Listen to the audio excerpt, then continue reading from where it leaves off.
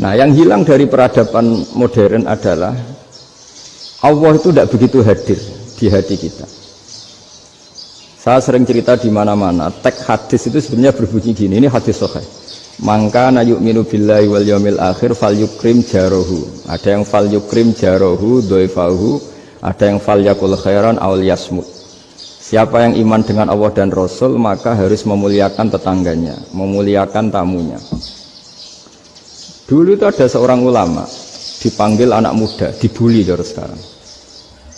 Wahai kiai, datang ke rumah saya. Datang kiai itu. Setelah sampai ke rumah orang itu, silakan kiai kembali ke rumahnya. Saya tidak butuh kiai. Kiai itu dengan riang kembali. Setelah di rumah dipanggil lagi. Pak Yai, silakan datang ke rumah saya. Datang lagi. Ya senyum-senyum kiainya santai. Wah, nggak jadi butuh Pak Yai. Silakan kembali lagi. Sampai 3 kali. Oh itu kalau rektor digitukan marah itu. Dosen marah. Kiainya santai. Santai, senyum-senyum, rileks.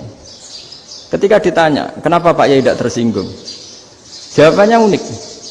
Anak muda, saya ini senang sekali nuruti perintah Allah, disuruh menghormati tetangga. Sehingga ketika Anda manggil, ya saya datang. Ketika Anda nyuruh pulang, ya saya pulang. Saya senang sekali nyenangkan tonggo. Dan itu perintah Allah, jadi tidak ada hubungannya dengan kamu. Wah, pemudanya nangis minta dimaafin. Kalau kita kan enggak, kita ini dosen, kiai, mungkin kita doktor, mungkin kita profesor. Tapi kita ini sering didikte oleh orang bodoh. Kalau orang bodoh itu jengkel, lo kita ya jengkel. Lo kamu jengkel, dijengkelkan orang bodoh itu namanya terdikte. Itu bodoh apa pinter? Wah itu tidak pinter sama sekali. Kalau betul-betul kamu pinter, hanya bisa didikte oleh Allah Subhanahu wa Ta'ala. Jadi antara hukum Allah apa? Wa ahsin man asa'a ilaika, berbuatlah baik sama orang yang berbuat buruk sama Anda. Itu dikteannya Allah. Kalau dikteannya orang-orang bodoh kayak dimangkel ben mangkel, terus kamu mangkel. Itu bodoh apa pinter? Nah, problem kita kekinian adalah wong pinter wong bodoh itu podo-podo bisa didikte oleh sekelilingnya. Terus karuan wataknya perempuan seperti itu, wataknya anak-anak seperti itu, kita didikte. Anak-anak jengkelin kita mangkel, berarti kita didikte oleh orang bodoh. Makanya agama itu unik, kadang ngendikan wa ahsin man asa'a ilaika, kadang wasil man qata'aka, sambunglah orang yang memutus kamu. Karena dengan demikian kita hanya didikte oleh Allah Subhanahu wa Ta'ala, bukan didikte oleh hukum sosial. Cara Jawane nak ngapiki tangga sing apik akeh tunggale. Berbuat baik sama yang berbuat baik pada kita itu, mbok orang fasik ya seperti itu, maling ya seperti itu, sama.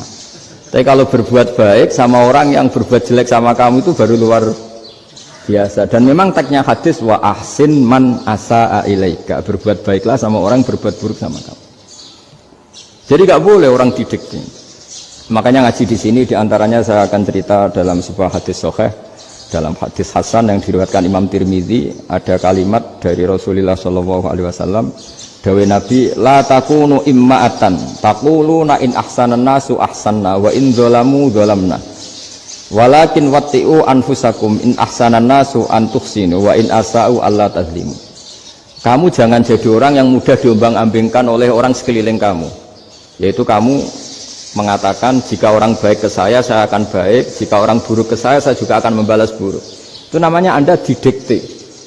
Tapi berkomitmenlah kamu akan berbuat baik meskipun orang lain berbuat buruk. Nah sekarang logika sosialnya begini. Kalau di Indonesia itu ada 1000 kiai, ada 1000 profesor yang ingin membenahi Indonesia. Rata-rata orang awam itu semau gue. Terus mereka mendikte kita. Perilakunya enggak simpatik, perilakunya jengkelin. Terus 1000 profesor ini ikut jengkel. Itu kira-kira jadi solusi apa goblok bareng ya? Sama 1000 kiai ini ikut jengkel, ini jadi solusi apa goblok bareng? Goblok bareng. Nah problem sekarang kita ini biasa didikte orang bodoh. Nah makanya ciri khas orang muslim itu kata Nabi, mangkana yu'minu billahi wal yaumil akhir. Jadi baik tetangga karena perintahnya Allah dan Rasul. Pentingnya apa? Bedanya karena berbuat baik ini perintahnya Allah, mbok tonggo apik lah kita tetap apik karena perintahnya Allah dan Rasul. Begitu juga dengan hubungan dengan istri, dengan anak. Bojomu lagi cerewet lah ya tetap apik.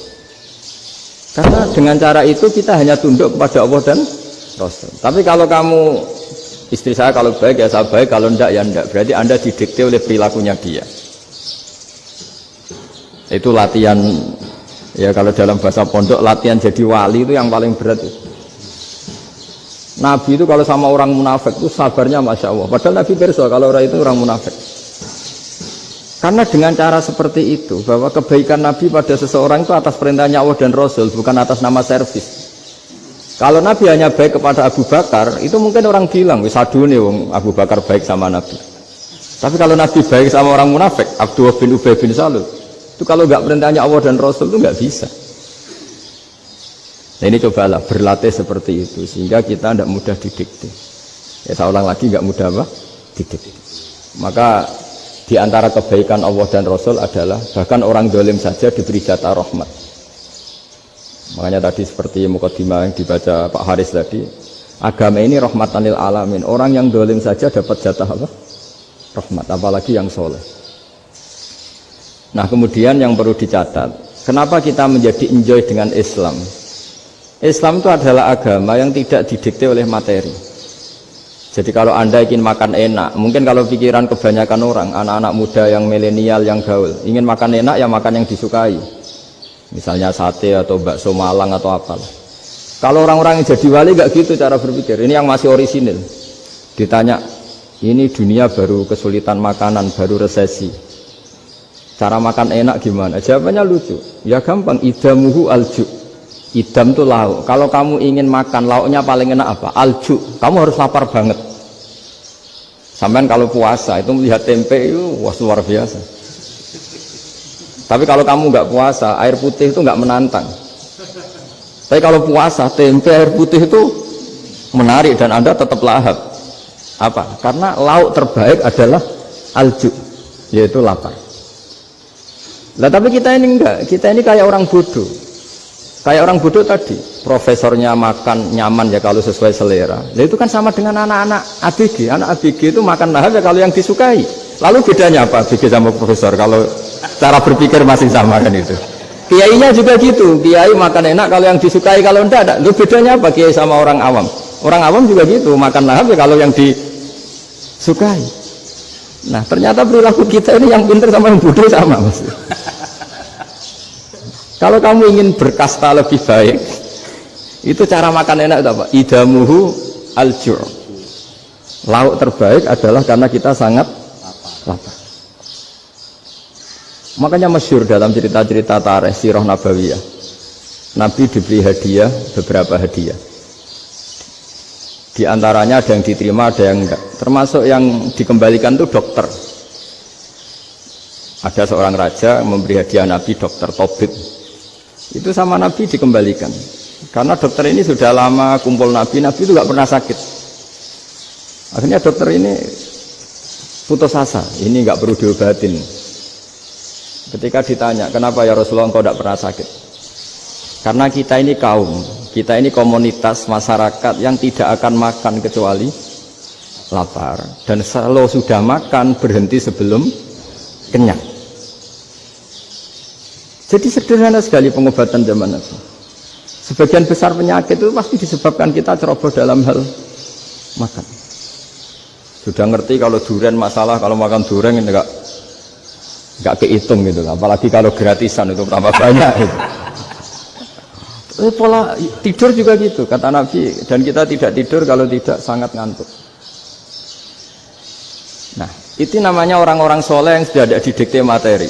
Kalau yang didikte materi kan bisa tidur nyenyak kalau kasurnya enak, AC gini-gini. Sebenarnya enggak, tidur enak itu ya kalau sangat ngantuk. Mbok di gudang, mbok di bis, kalau sangat ngantuk ya semuanya ya enak. Sama, mbok lapar, mbok hanya tempe, tapi kalau sangat lapar itu ya enak. Nah ini ilmu yang mulai hilang, ilmu-ilmu yang mulai hilang.